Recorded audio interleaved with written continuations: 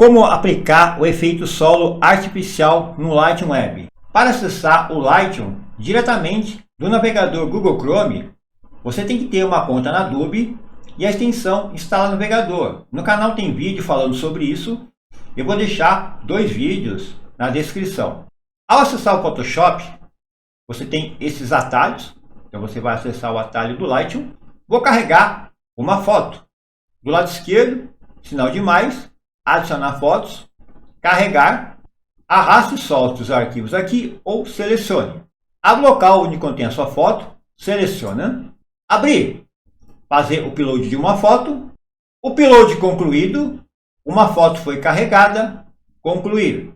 Basta dar um clique na foto, foto aberta, eu tenho uma modelo aonde ela está sentada no chão. O chão é o solo artificial, onde eu vou aplicar o efeito. Eu vou fazer um ajuste aonde eu vou aplicar luz e sombra apenas no solo, no chão.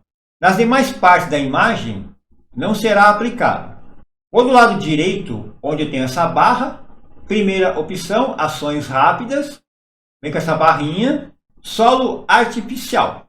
Eu tenho o solo, aonde a modelo ela está sentada, e eu vou fazer esse ajuste. Se eu mover para a direita, eu vou aplicar luz. Observe que agora eu apliquei a luz. Do lado esquerdo, se eu mover, eu vou aplicar a sombra. E agora é só fazer o ajuste. Eu vou aplicar um zoom. Do lado esquerdo, na parte inferior, sinalzinho de mais um, a barrinha. Eu tenho a sombra e eu tenho a luz. E agora é só fazer o ajuste na sua foto. Gostou do vídeo? Deixa um like para ajudar o canal, faça seu comentário, eu fico por aqui e até um próximo vídeo.